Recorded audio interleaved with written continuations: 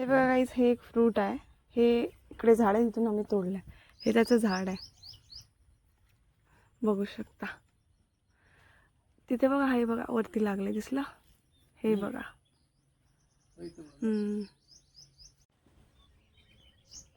हे बघा गाईस, इकडे लागलेले आहेत, दिसतच असतील तुम्हाला. हे वाले रेड आणि ब्लॅक कलरमध्ये आहेत. ह्या फ्रूट्सला नेमकं काय बोलतात आयडिया नाही आहे. हे बघा आंब्याचं झाड, हे बघा.